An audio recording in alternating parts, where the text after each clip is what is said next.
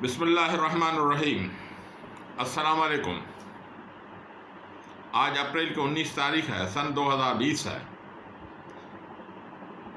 میں آپ سے مخاطب ہوں ڈاکٹر ولی محمد پٹھان، اسرا ٹی وی یوٹیوب۔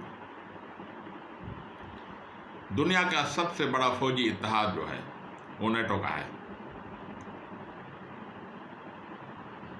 جس میں امریکہ سمیت 28 ممالک اس میں شامل ہیں۔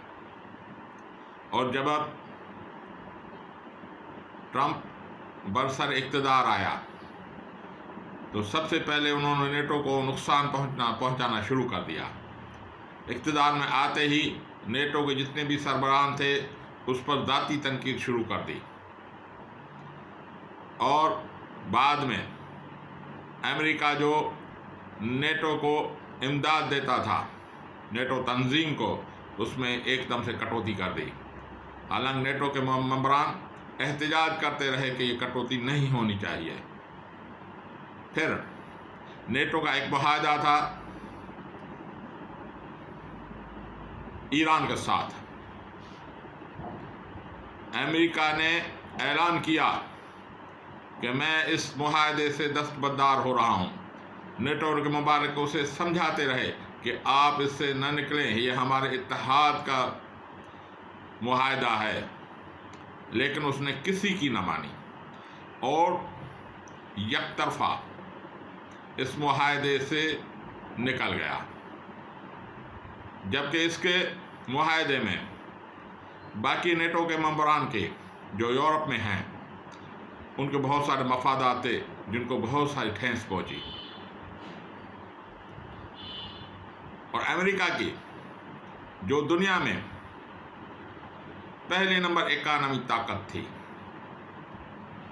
سب سے زیادہ اکانومی اس کی تھی، وہ بھی دوسرے نمبر پر آ گئی، کیونکہ چین آہستہ آہستہ اکانومی میں ترقی کرتا گیا۔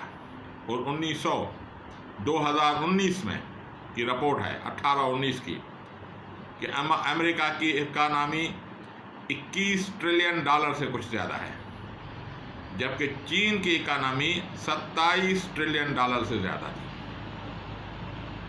اتنا فرق یہ ہو گیا۔ اس کے بعد یہ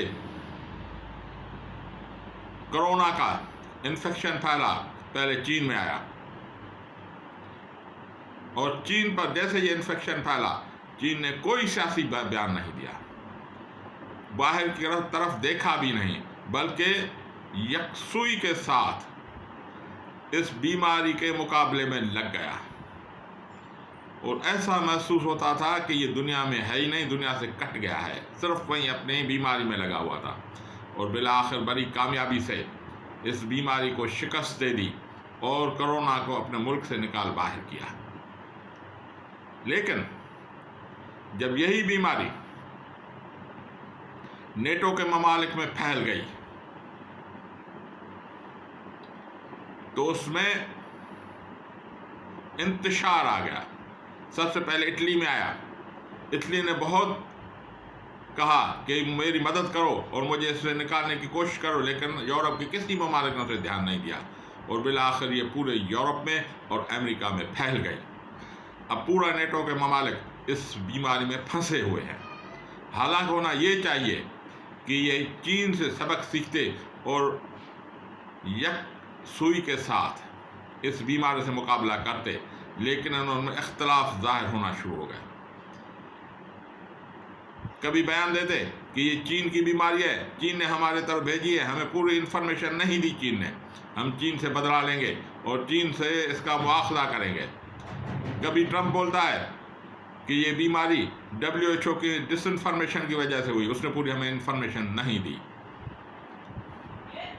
حالانکہ ہونا یہ چاہیے تھا کہ پہلے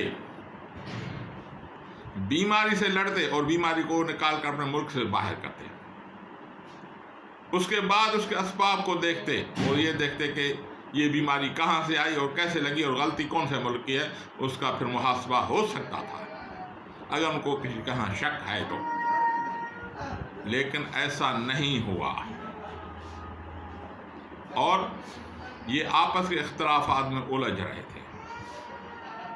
اب اس نیٹو کے مقابلے میں ایک اور تنظیم بھی وجود آ چکی تھی جو موجود ہے، جس کا نام ہے شنگھائی کوآپریشن آرگنائزیشن SCO، جس کی سربراہی چین کر رہا ہے، جس کے 8 ممبر ابھی تک ہیں، جس میں 4 ایٹمی طاقت ہیں: رشیا، چین، پاکستان اور انڈیا، اور 20 کے قریب دوسرے ممالک یہ دیکھ رہے ہیں کہ ہم بھی اس میں شامل ہو جائیں، اور دوسری یہ بڑی طاقت ابھرتی جا رہی ہے۔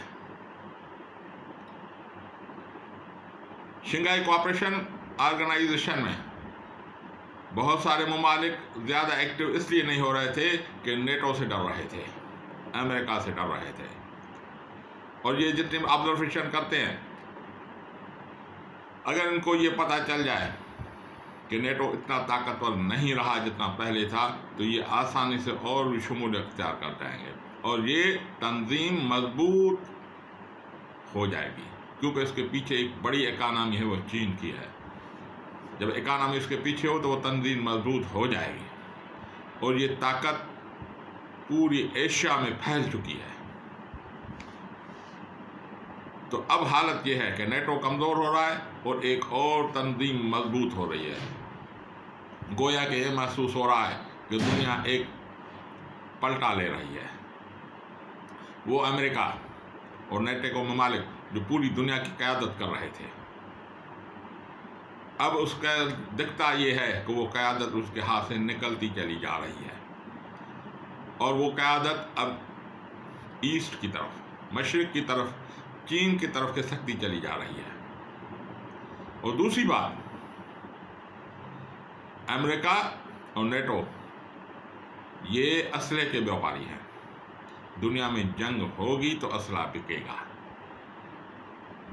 اور چین یہ جنگ کا، یہ اسلحے کا بیوپاری نہیں ہے۔ ہاں، اپنے ملک کے دفاع کے لیے اسے اسلحہ بہت ہے، لیکن بیوپاری اسلحے کا نہیں ہے۔ تو مستقبل قریب میں یہ محسوس ہوتا ہے کہ ہو سکتا ہے اللہ تعالیٰ جل شانہ دنیا میں جنگ کے بادلوں کو چھٹ دے اور دنیا میں امن قائم ہو جائے۔ دعا ہے کہ اللہ تعالیٰ جل شانہ اس دنیا میں امن قائم کرے۔ وما علینا الا البلاغ المبین۔